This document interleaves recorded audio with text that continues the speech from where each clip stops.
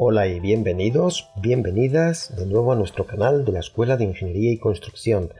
Hoy quiero daros la bienvenida a un nuevo espacio que inauguramos y este es el primer post que tenemos en él. Es el primer artículo del que quiero hablaros.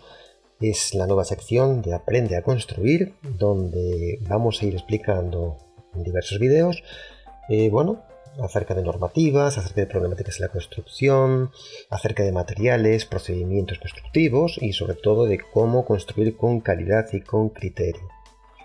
El día de hoy vamos a inaugurar este espacio hablando de algo bastante común que normalmente no se libra de nadie de los que están en este gremio, sobre todo a nivel de proyectos, como son las patologías en las soleras de concreto o losas de piso.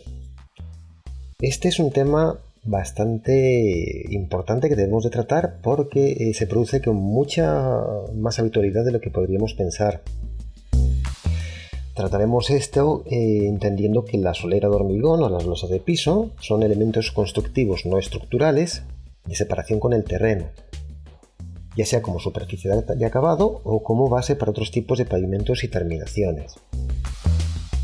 Entre los daños, todos conocéis que se pueden producir fisuraciones y humedades y se afecta principalmente los acabados superficiales, produciéndose también daños colaterales en las áreas colindantes.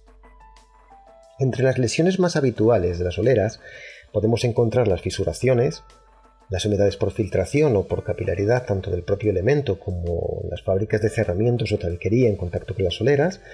Dichas humedades pueden aparecer como consecuencia del agua procedente del nivel freático, que es el nivel del suelo, fugas o roturas de red de saneamiento, etc. Estas lesiones pueden aparecer por problemas en las diferentes fases del proceso constructivo, por lo que tenemos que ser muy cuidadosos a la hora de afrontarlo y tratar de ponerle remedio. Así, ya sea por adopción de soluciones inadecuadas, no adaptadas a las condiciones del terreno o las necesidades del edificio, por falta de definición del proyecto incluso, de sus materiales o ausencia de detalles constructivos y diseño de juntas necesarias en la solera de hormigón, o bien por incompatibilidades entre materiales o con el ambiente al que quedarán expuestos, así como las horas del día y las temperaturas y o lluvias, que la climatología afecta bastante, sobre todo a la retracción de los concretos, y terminan afectando lo que es el proceso constructivo de la solera. En cuanto a la etapa de puesta en obra, el problema principal que se produce es normalmente por falta de cualificación del personal, por lo que tenemos que tener mucho cuidado en cualquiera de las fases de la ejecución, desde la formación de la explanada hasta el tratamiento de acabado de la solera. Esto incluye desde los rellenos hasta lo que es la terminación en sí. Puede ser por modificaciones de proyecto, por cambios en materiales, por la etapa de uso y mantenimiento, o por la ausencia de mantenimiento, e incluso por acciones indebidas sobre los materiales y los elementos constructivos o por cambios de uso.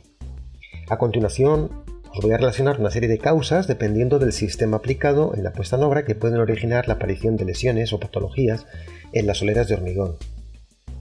Cuando estas son con origen en el proyecto, tenemos una imprevisión de compactado de terreno y de la subbase, una inadecuada elección de la subbase con presencia de nivel freático, previsión de lámina de polietileno en aquellos casos que no son necesarios y que pueden aportar más riesgos que beneficios, espesores inadecuados, tipología y consistencias del concreto empleado en la ejecución de la solera, ausencia o deficiente planificación o ejecución de las juntas de construcción, retracción o dilatación, incluso la separación entre las juntas, los cortes por cerrado en plazos que no es el adecuado. En la ejecución de la base y la subbase de las soleras, lo que es la compactación, también tiene una gran importancia. Se descuida la ejecución de la nivelación, la uniformidad de la base o una deficiente compactación. Este deficiente compactado de la subbase, enlazador artificial, suelo cemento, grava, cemento, en fin, cualquiera de las soluciones que aportemos, es también una causa de estas patologías. Así como no mantener el continuo espesor de la subbase, con encuentros con elementos de cimentación diversos y demás. Ya en la propia ejecución de la solera, estas patologías pueden deberse a una incorrecta colocación del armado de reparto de la solera, a la ausencia o inadecuada ejecución en el proceso de vibrado del hormigón, defectos de nivelación y planeidad, asientos diferenciales por presencia de canalizaciones, ausencia o deficiente ejecución de la junta de aislamiento o separación con elementos fijos de la edificación, ya sean elementos estructurales, arquetas, sumideros, por ausencia o deficiente curado del hormigón, o por colocación de la solera en dos capas, disponiendo un espesor insuficiente en la capa superior. Esto es bastante más común de lo que podríamos pensar. Pues esta serie de ejecuciones mal realizadas se traducen en lesiones y deficiencias, donde vamos a tener filtraciones, en muchos de los casos por el encuentro entre la solera y el muro, y las principales de ellas son las siguientes: fisuraciones de retracción o contracción del concreto de la solera por inadecuado espaciado de las juntas, como decíamos, en función del espesor, y posible rozamiento con las bases de apoyo. La realización tardía del aserrado de las juntas, que debe realizarse entre las 6 y 24 horas de la puesta en obra del concreto, por una deficiente o una excesiva profundidad de la junta por serrado, la cual debe estar entre 1/3 y 1/4 del espesor de la solera, no más. Por fisuraciones por ausencia de juntas de separación o aislamiento con elementos constructivos incorporados en las soleras, como lo son las columnas o pilares, los muros, zumbideros, etc. Fisuraciones, deformaciones, que pueden ser abombamiento, alabeos o desniveles en bordes de paños contiguos de las soleras, y fisuraciones en cerramientos o en tabiquería, o por asientos diferenciales debido a la falta de compactación de la base de apoyo, o por cambios de las condiciones de humedad del terreno, ya sean fugas, redes de saneamiento, agua de lluvia o riego, nivel freático o filtraciones por las propias fisuras de la solera. Se pueden producir también en la zona en la que terminan las zapatas por diferentes condiciones de apoyo entre el terreno y estas, debido al diferente apoyo de la solera sobre el encachado, que es más deformable, y la zapata, que es más rígida, y por no contar con suficiente armado en esa zona. Las humedades por ausencia o deficiente montaje del elemento impermeable entre la solera y el terreno también son causa de estas fisuras y patologías. Ahora bien, ¿cuáles son las recomendaciones técnico-constructivas? Bueno, pues tenemos que comenzar en primer lugar por una preparación adecuada de la explanada y la capa de base de apoyo de la solera. La compactación de la explanada, la subbase, y de la base, en cada caso, siempre va a constituir una operación básica para el buen funcionamiento de la solera. Por ello, se deberá realizar un ensayo de compactación, Proctor normal o modificado, del material existente, que nos defina la densidad máxima y humedad óptima de compactación. Y de igual modo, realizar el control de su ejecución mediante la realización de densidad in situ por el método de isótopos radioactivos. La densidad exigida en obra por la humedad óptima establecida debe alcanzar un valor de al menos el 95% de la densidad Proctor. En aquellos casos en que el terreno natural no reúna las características mínimas exigibles, ya sean rellenos antrópicos, suelos blandos, expansivos, etc., se deberá proceder a su sustitución o su estabilización. En cuanto a la capa base, para hacerla correctamente, debe estar formada en primer lugar por materiales granulares, que ya pueden ser encachado de piedra o bolos, la zahorra natural, o bien zahorra artificial. La capa de encachado de piedra debe tener o suele tener normalmente un espesor de 15 a 20 centímetros y un tamaño de árido comprendido entre los 40 y 60 milímetros, siendo recomendable su utilización en aquellos casos en que se requiera un buen drenaje, si bien tiene el inconveniente de presentar una superficie muy irregular. Esta irregularidad podemos resolverla en ocasiones extendiendo una capa de arena de entre 20 y 40 milímetros de espesor sobre dicho encachado, lo que nos permite conseguir una superficie más plana y uniforme, reduciendo el coeficiente de rozamiento o fricción entre esta capa granular y la solera final, de forma que minimicemos las tensiones inducidas en el pavimento como consecuencia de los movimientos horizontales generados por la propia retracción o contracción del concreto de la solera o por los cambios térmicos. Con el extendido de la capa de zahorra natural o artificial conseguiremos una buena nivelación de la superficie, pero no unas buenas condiciones de drenaje, por lo que en ningún caso se recomienda su empleo si el nivel freático se encuentra próximo a la superficie, ya que pueden presentar humedades por capilaridad en los paramentos verticales, muros, cerramientos o tabiquería. En cuanto a los espesores de las capas de zahorra, se recomienda siempre que no sean superiores a 25 centímetros. Otra de las opciones para resolverlo son materiales tratados con cemento, ya sean gravacemento, suelocemento, concreto compactado, hormigón magro. Todos ellos aportan una gran estabilidad y resistencia, lo que nos permite reducir el espesor del pavimento de concreto. Otra de las soluciones que tenemos es materiales de relleno de baja resistencia controlada, como morteros espumados y los de estructura celular o aligerados. En cuanto a la lámina de polietileno, la puesta en obra debe tener los siguientes cometidos. En primer lugar es separar el concreto de la solera del encachado de piedra. para evitar que se mezclen y reducir el rozamiento entre ambos, evitar la pérdida de agua de concreto durante su puesta en obra y aislar el pavimento de la humedad natural procedente del terreno, por lo cual será necesario disponer de un adecuado solape entre las láminas que no deberá ser en ningún caso inferior a 50 centímetros. No obstante, el uso de esta lámina bajo la solera de hormigón debe quedar limitado a aquellos casos en que las ventajas que aporta compensa el riesgo de aumentar las posibilidades de fisuración o alabeo de las zonas extremas de los paños como consecuencia del aumento de la exudación. En el caso de optar por su colocación, para reducir dicho riesgo se puede cubrir la lámina con una capa granular de aproximadamente 10 centímetros previo al vertido del concreto. Esta lámina nunca puede considerarse un sistema de impermeabilización. En cuanto a las intervenciones a considerar durante el proceso de armado de soleras, tendremos por un lado las soleras de concreto armado conjuntas, en las cuales la armadura se situará en el tercio superior y a unos 50 milímetros de la superficie, sobre calzos o celosías prefabricadas para ello. Habitualmente se utilizan mallas electrosoldadas, 1515, 6, P500T, con una cuantía geométrica comprendida entre el 0.07% y el 0.1%, siendo el solape entre barras o mallas de 30 con un mínimo de 450 milímetros. La armadura de la malla debe interrumpir en la zona próxima a la junta de contracción o retracción, quedándose retirada a unos 70-80 milímetros de la misma. Y en aquellos casos donde las soleras de concreto estén armado con fibras, se están utilizando en la actualidad la adición de fibras con el objetivo de conseguir un hormigón más homogéneo, con retracción controlada y mejores condiciones mecánicas, en cuanto a tracción, fatiga e impacto. Las fibras pueden clasificarse en fibras poliméricas, polipropileno, poliolefina, utilizadas exclusivamente para controlar esa retracción, fibras de acero, que además de controlar la retracción contribuyen a aumentar la capacidad mecánica del concreto. Para aquellas soleras de concreto armado continuo, utilizaremos una mayor cuantía de armadura en relación con las soleras armadas conjuntas, al objeto de no disponer juntas transversales, provocando fisuras transversales a distancias próximas, aproximadamente entre 0,50 y 2,50 metros, manteniéndolas con una abertura inferior a 50 milímetros, a 0,50 milímetros. El armado se realiza tanto en la cara superior como en la inferior, reforzando las zonas de otros elementos rígidos, como son pilares, sumideros o arquetas, registros, con la colocación de una armadura a 45 grados, perpendicular a la tensión de tracción producida por la retracción. Y en cuanto a las soleras de concreto pretensado, mediante este posttensado, con armaduras activas dispuestas en vainas se pretensa la solera, sometiendo la compresión y conseguimos neutralizar así las tracciones ocasionadas por la retracción del concreto en la fase de secado, gradientes térmicos y cargas que actúen sobre la solera, controlando de esta manera la aparición de fisuraciones. ¿Qué tenemos que considerar también? Las juntas, como os decía.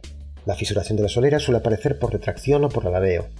La retracción es la disminución del volumen del concreto durante el proceso de fraguado del mismo y se produce por la pérdida de agua debido a evaporación, y dicha pérdida de volumen genera tensiones internas de tracción que dan lugar a las fisuras de retracción.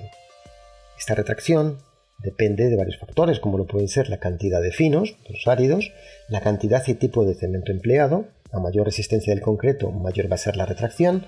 El hormigón en masa retrae más que el hormigón armado. La relación agua-cemento no debe ser superior a 0.55 y los concretos con relaciones agua-cemento mayores presentan en general un mayor peligro de fisuración por retracción, peores resistencias, tanto mecánicas como el desgaste superficial, pudiéndose producir degradaciones incluso a corto o medio plazo. En lo referente al espesor de la solera, cuanto menor sea el espesor, la retracción crecerá y cuanto mayor sea la superficie vaciada de concreto, la retracción aumentará, al aumentar las tensiones internas. Para solucionar este problema se deben realizar cortes en la solera. Considerando la temperatura ambiental, a mayor temperatura, mayor va a ser la retracción del concreto. No retrae igual una solera en el exterior en época estival, en verano, que en un sótano ejecutado en una estación húmeda. Por ello se recomienda curar bien el concreto con lacas de curado, con riegos, con otra serie de materiales químicos y demás. Como hemos indicado anteriormente, si la solera dispone de armadura en su tercio inferior para absorber los esfuerzos de fricción de la pieza, el tercio superior, al quedar en masa, va a retraer más que si estuviera armado, por lo que podemos solucionar con un mallazo, con una malla en su tercio superior o introduciendo en la masa del concreto fibras de polipropileno o de acero. En caso de tener una solera de concreto en masa, la solución es la misma, una malla en su tercio superior o añadir fibras de polipropileno a la masa del concreto. El control de la fisuración por retracción en los elementos superficiales es de extrema complejidad debido a la cantidad de factores que influyen en su formación. Con la colocación de las juntas pretendemos colaborar en la disminución de la fisuración, siendo poco probable su total eliminación. Siempre va a aparecer, pero sí podemos minimizarla. El alabeo se produce por el gradiente de temperatura entre el fondo y la superficie de la solera, lo que produce alargamiento diferenciados entre ambas zonas, provocando un combado de los bordes o extremos acompañados de las correspondientes tensiones. El empleo de concreto con excesiva relación agua-cemento nos va a provocar un gradiente de humedad entre la parte inferior mayor y la superficie menor, lo que genera el combado de la solera con el efecto de subida de los bordes. En cuanto a las juntas, pueden ser de construcción, de separación o aislamiento, o de retracción o dilatación. Las juntas de construcción son las encargadas de fraccionar la solera en paños ejecutados en momentos diferentes y se han de realizar al finalizar la jornada de trabajo y cuando se ejecuten el vaciado del concreto no continuo. Este tipo de juntas pueden presentar caras planas o con algún tipo de machembrado que permita transferir cargas entre los distintos tramos. Las juntas de separación o aislamiento se utilizan para separar la solera de aquellos elementos constructivos fijos como las columnas, los muros, los registros, sumideros, reduciendo de esta forma las tensiones ocasionadas por la restricción del movimiento de la solera, a fin de evitar la aparición de las fisuras. Se ejecutan con materiales compresibles, poliestireno expandido, poliestireno de célula cerrada y espesores comprendidos entre 10 a 20 milímetros. En soleras sin acabados, en el encuentro con columnas se envolverá la base del mismo con al menos 10 milímetros del material compresible. Si el acabado se incorpora a la solera o se ejecuta como capa posterior, se dejará sin vaciar de concreto un cuadrado rombo-círculo alrededor del elemento constructivo. Se procederá con la colocación del material compresible y posterior vaciado de concreto en esa zona en contacto con el soporte. Y el último tipo de juntas, de contracción y retracción, el objeto de ellas es que permiten el libre movimiento horizontal de los distintos tramos de la solera, al reducir las tensiones que provoca la contracción de la masa del concreto durante la fase de secado o bien por los cambios térmicos. En el caso de que las juntas se ejecuten por cerrado, su profundidad oscilará entre 1/3 y 1/4 del espesor de la solera y en ningún caso va a ser inferior a 25 milímetros. Interesa que los tramos entre las juntas sean lo más cuadrados posibles. La relación entre ancho y largo tiene que estar entre 1 y 1.5 como máximo, evitando los cortes en juntas de T o en L, ya que facilita la aparición de fisuras. Las juntas de dilatación deberán coincidir con las propias del edificio, destinadas a absorber el movimiento provocado por los incrementos de temperatura. Ha de seccionar el espesor completo de la solera con una abertura del orden de 20 milímetros, rellenando su interior con material compresible. En el caso de que sea necesario su ejecución en zonas con tráfico pesado, se recomienda la colocación de pasadores o el aumentar el espesor de la solera en la mediación de la junta, de forma que absorba las tensiones producidas en los bordes. En cuanto a las consideraciones para vertido, vibrado y curado del concreto, se recomienda realizar el extendido de este en bandas alternas, separadas longitudinalmente por la junta de trabajo y transversalmente por juntas de retracción. No es necesario realizarla en tablero de damas, ya que presenta mayores problemas de regularidad en la superficie. Para la correcta compactación del concreto se deberá realizar siempre el vibrado, ya sea de aguja o de regla vibrante. En cuanto a los acabados superficiales, en caso de que no lleve pavimento sobre la solera, se suele ejecutar el acabado añadiendo directamente al concreto fresco agregados como el corindón o el cuarzo, los cuales aportan una mejor apariencia visual e incrementan la resistencia y durabilidad de la superficie. Pues bien, esta es una breve introducción de este nuevo espacio que tenemos para aprender a construir con calidad y con criterio. Espero que haya sido de vuestro interés, que os guste esta nueva sección. Nos hemos extendido un poquito más de lo que quisiéramos en ello, pero digamos que es una problemática bastante común y de las que más se producen en los proyectos constructivos, y por eso hemos ahondado un poquito más en ello. No obstante, esperamos que esta sección sea de vuestro agrado, que os vayáis conformando cada día más como más profesionales. De haber gustado esta nueva sección, nos pedimos por favor que nos deis like, os suscribáis al canal y nos comentéis todo aquello que queráis que mejoremos e incluso hagáis vuestros aportes también como profesionales que sois. Como siempre, os deseamos mucho éxito y os agradecemos de corazón el haber visto este nuevo vídeo. Gracias y muchos éxitos.